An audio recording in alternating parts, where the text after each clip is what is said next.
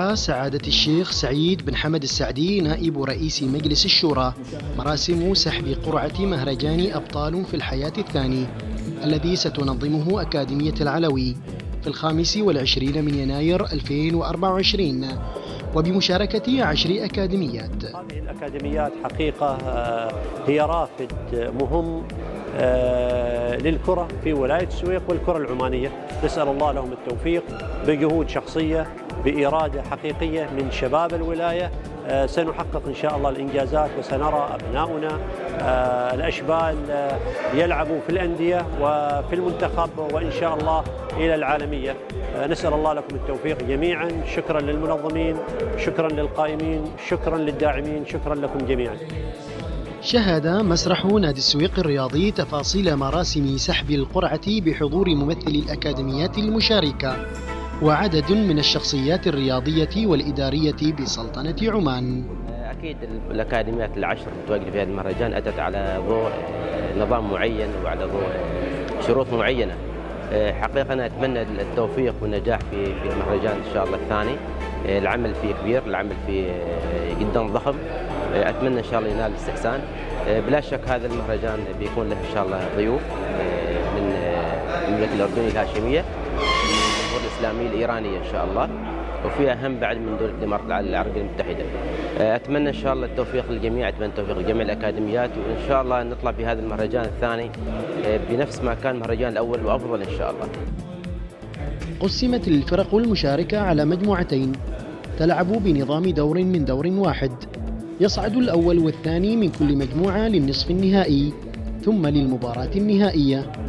حقيقة أنا أبارك لكم جميعا هذا التميز، أبارك لكم هذا الإبداع، أبارك لكم هذا التوهج كذلك يعني، ونتمنى إن شاء الله أن نكون قريبين مع بعض. كنا نتمنى أن نشارك في هذه البطولة وهذا المهرجان، ولكن للأسف الشديد تزامنت مع وجودنا في شيراز لتنفيذ معسكر لأكاديمية التمكين، ولكن إن شاء الله أنا أعتقد أن القادم أجمل بمشيئة الله تعالى، وبنلتقي في مناسبات أخرى. حقيقة سعدنا اليوم إحنا في أكاديمية مجد بالتنظيم الرائع لقرعة البطولة.